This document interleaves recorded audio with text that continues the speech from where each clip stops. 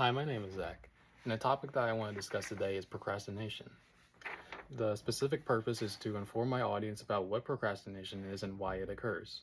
The central idea is that procrastination is a common habit that affects many people, but understanding it can help us overcome it. So, what exactly is procrastination? Well, when you learn its definition, it actually may sound a lot more familiar to you personally than you think.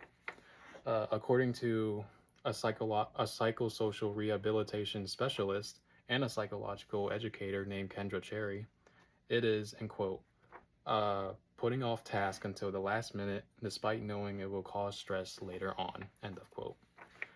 Hearing this definition, I know that it sounds very familiar to me because as a high school student, I've done it many times. There have been many times where I have a very important task and I know I have to do it, but I make the terrible mistake of waiting until last minute. But the reason why is because, well, I have other tasks. And I think this also applies to many other high school and other college students.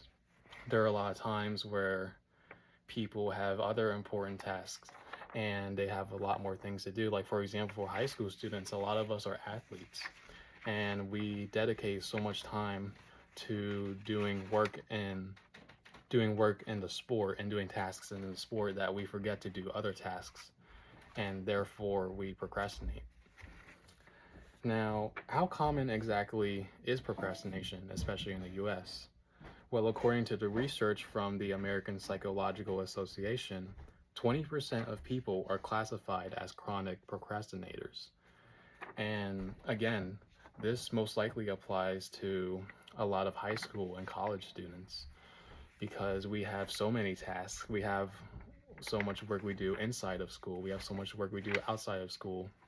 A lot of high school and college students also have jobs. And so we are even facing more stress with our jobs and also the extracurriculars that we do. And when we have so many tasks, our stress becomes so high that we choose to procrastinate to give ourselves a break, to give ourselves like a chance to breathe and just relax and just step away from the tasks. So, knowing just how common and knowing exactly what procrastination is, it is very clearly a very common issue, a very common mental issue that applies to many, many people in the US. So how exactly do we solve this issue? Well, there are many ways.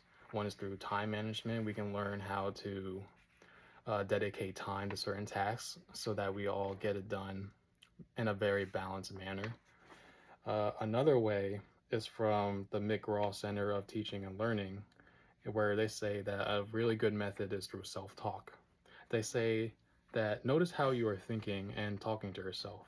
Talk to yourself in ways that remind you of your goals and replace old counterproductive habits of self-talk.